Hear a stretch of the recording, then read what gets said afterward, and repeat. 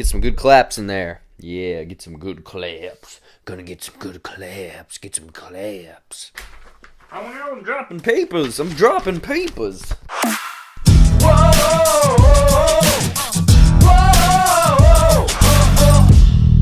What's up, guys and gals? Jared here with another tense, borderline illegal movie review. So 2015 Sicario was this thrilling, dark, violent surprise. Emily Blunt was top-notch, and this crime drug cartel story was amazing to say the least. So obviously, with all of the positive buzz, a sequel was greenlit by the name of Soldado. Sicario 2 Soldado. Sicario Day of the Soldado. There we go. So does this Day of the Soldado live up to the original? Let's find out. So Day of the Soldado obviously takes place after the first film, but this time around it kind of is escalated and it focuses more than just on drugs. The cartel are now smuggling terrorists into the US, causing a much bigger problem for the police along with everyone else. Brolin's Matt Graver along with Del Toro's Alejandro. Don't call my name, don't call my name, Alejandro.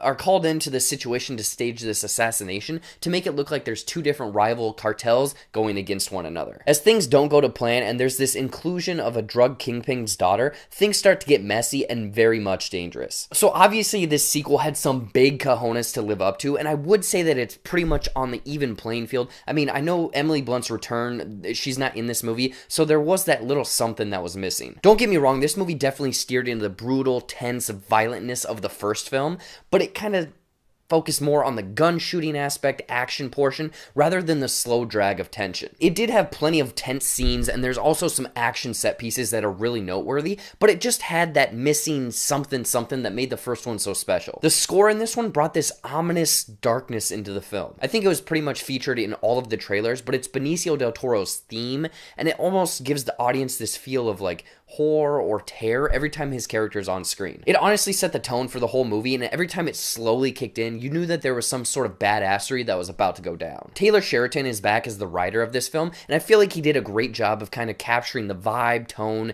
just feel of the first Sicario, but also progressing the story forward. Like I mentioned earlier, the stakes have kind of risen in this movie because we're dealing with terrorists and bombings and stuff like that. So this easy in and out mission has all of these like twists and turns that takes the story for a much more dangerous turn. There were a couple story beats or pieces that felt like they might have been a little bit out of place, but as the story continues, they fall into place, and once we reach the final climax, everything sort of falls into place and you are locked in. This was a lie. I was very distracted by the older gentleman next to me. Aside from the usual popcorn munching, his Nokia phone kept flashing. He obviously had a message from his granddaughter or the pharmacy letting him know that his prescription was ready to pick up. Either way, it was very distracting.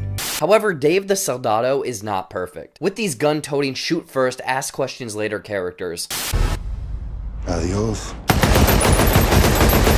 Oh, crap. We didn't ask him any questions. It just felt like there wasn't much conflict amongst these characters. There wasn't really a character to step in and be like, whoa, guys, are we handling this the right way? Also, this subplot of this kid that was kind of rising through the ranks of the cartel had promise, but I feel like towards the very end of the movie, it was sort of cheapened. Or maybe it was the best way for the film to end. I don't know, I'm leaning towards the first rather than the latter, but you'll have to be the judge of that one. Overall, Sicario Day of the Soldado is this tense, brutal crime action thriller that unfortunately doesn't have that something of the first one. With a dark, brutal tone, this ominous, dark score, and a promising story, but with some aspects of the story that didn't really fully commit and no counterpart or conflict to act against, I'd recommend checking out Sicario Day of the Soldado. If you love the first Sicario, this is a decent follow-up, but don't expect to be blown away. What did you think of Sicario Day of the Soldado? Was this the tense, brutal follow-up you were hoping for? Or was this an unworthy successor to the first film? I want to hear about it in the comments below. As always, you can find me on the social medias at Jared Buckendahl on Twitter, Instagram, Facebook, and Stardust. And don't forget to like, share, and subscribe